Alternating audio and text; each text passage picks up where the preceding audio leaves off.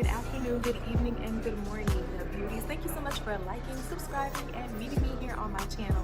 Today I'm going to talk about an Emmy Award-winning comeback, and for one of the most notable achievements that actors can get in the world.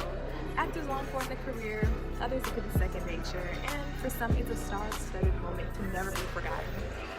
When They See Us was a limited series on Netflix that was awarded with an Emmy for their leading role. These boys were forced to accept the narrative of having done something wrong to women. And they never confessed to the crime. They never, after enduring different ways of being treated, dealing with public opinion, and even dealing with a whole sentence. These boys were convicted of a crime and sentenced to serve a time isolated away from their family, their friends, and everybody that was linked to them. And after finally being relieved of some accusations, after being pressured into saying certain things, after dealing with public opinion, after dealing with public perception, or even the perception of people close to them, they were finally exonerated after somebody came forward, confessed. When I think about these men, I think about Joseph, and I went over into Genesis 37, and for me, some people think in the back of their heads, like, how could somebody be so capable of doing something so wrong to certain people, and genuinely that were on that side believe that these men had done these things, and probably still do. Everybody's open to their own opinion about the matter, but that's the thing. There's a difference between opinion and facts, and sometimes you just have to be mindful of how God works, because I know that He is a God of vengeance, and He's also a God of truth. Genesis 37 points to this guy named Joseph in the Bible, and he's a part of this family, and he has a couple brothers that know him. They're not really super close, but they're family, and family have their own issues. And so Joseph's the 17-year-old guy, tending to his father's flock, doing the family business, tending to the sheep. Come to find out is that, the Word of God says that Joseph, he was loved by his father, and the brothers saw from their eyes that the father loved Joseph more than he loved his other sons.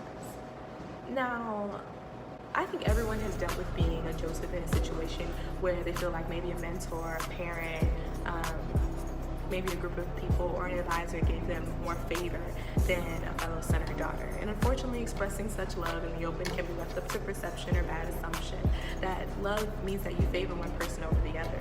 But what people fail to, I think, realize, and what his brothers fail to realize, is that maybe him and his father had a different relationship.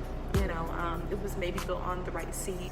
Maybe it was in, how he was able to execute his father's wishes, his obedience. But I think the true answer, and what everyone truly knows, is that Joseph was the son of Rachel and Jacob.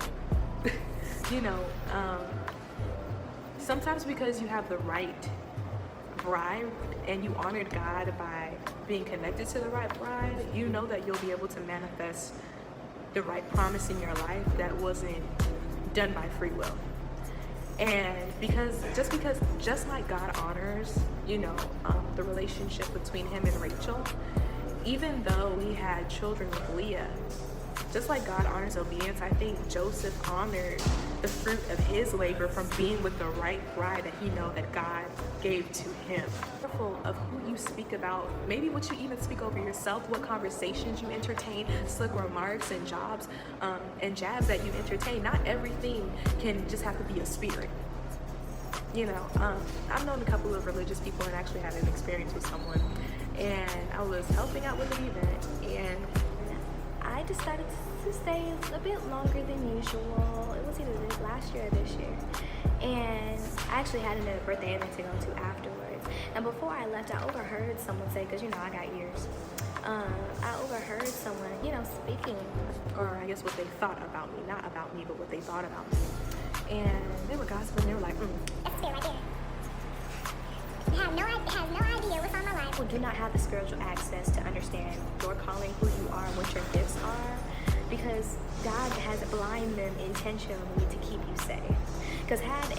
Because you never know, if everyone in your circle knew exactly what God was going to do in your life, you probably couldn't even discern between those who are really for you, who are really against you, and who are really just in the in-between. You know, I think throwing shade is something that I think everybody struggles with, whether they're a Christian or not. But I know definitely Christians throw shade. We're going to pray for the saints, though. We're going to pray for the saints.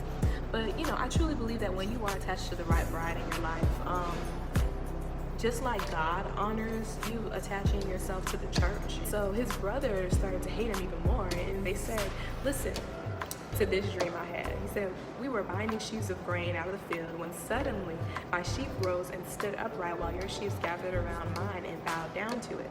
His brother said to him, do you intend that you're going to reign over us? You actually going to rule us. And they hated him all the more because of his dream and what he had said. And then he had another dream and he told it to his brothers. Listen, he said, I had another dream, and this time the sun and the moon, the and stars were bowing to me. And when he told his father, as well as his brothers, his father rebuked him and said, what is this dream you had? Well, your mother and I and your brothers actually come and bow down to the ground before you. And his brothers were jealous of him. But his father kept the matter in mind. You see, let me just stop right there, because that scripture is very important. His father kept it in mind, but his brothers took it and became jealous. See, the moment you take in that you have a fellow brother or a sister that knows that they have a calling, says that they have a calling, God has put that in their spirit and they express it to you. Do you see how his brothers and his fathers made two different decisions when they received the same information? Be mindful. In verses 19, we see them getting into it. In verses 19, it says, here comes the dreamer, they said to each other. Come on now, we wanted to kill this boy.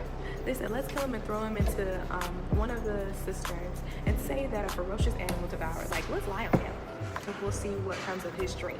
And Reuben heard of this, and he tried to rescue him from their hands. Let's not take his life, he said. Let's not shed any blood. Let's throw him into the cistern here in the wilderness, but not lay a hand on him. Reuben said this to rescue him from them and to take him. So basically, Joseph found favor in his eyes, and he became his attendant, aka servant, I guess you could say. So Potiphar put him in charge of the household. He entrusted him with everything he owned. But I think Potiphar embraced him as, basically as an attendant, somebody who was a part of his household that although served him, he respected. And his wife do certain things that would diminish Joseph's character. And Joseph knew that when his master wasn't there, that he was the one that was in charge, and he carried that responsibility with integrity. And Potiphar's wife decided to go outside of the bounds, but what was right in the eyes of God, and do something that was wrong. I want you guys to notice something. This was an opportunity for Joseph to display whether or not he had the same character as his brothers, because he could have chosen to do this the wrong way, to respond in the wrong way. And because he declined Potiphar's wife, I think this is why it is really important to pray and exercise integrity. And Joseph was taken from the prison that basically the situation put him in, and he was brought before Pharaoh, who needed a dream interpreter. And rumors went around that this man had a gift, and sometimes when you think you're in the wrong place, your gift will make room for you to put you in position and put you in places and put your name in rooms and with people that you never thought you would be able to be in. So Joseph ended up being put in, I think it was second in command to Pharaoh. I truly believe that when God gives you your gifts and it makes room for you, he will not just allow your hard work and your application of what you should be practically putting in to keep you, not just your integrity and not just your character, but also his favor. In Genesis 45, it says Joseph could no longer control himself before all of his attendants. He ended up crying out when his brothers were brought before him, and he said, have everyone leave my presence. So there was no one with Joseph when he made himself known to his brothers. When he made himself known to his brothers, he wept so loudly that the Egyptians heard him, and Pharaoh's household heard about it.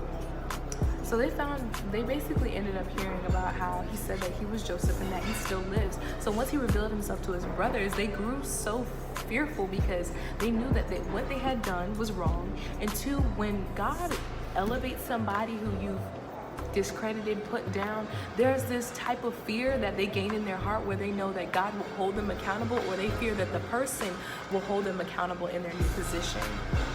And I am a true believer that when God promotes somebody, they leave their enemies behind, and they leave that whole seeking of vengeance from behind, because he knows that he can trust them to be very wise with the power that he gives them.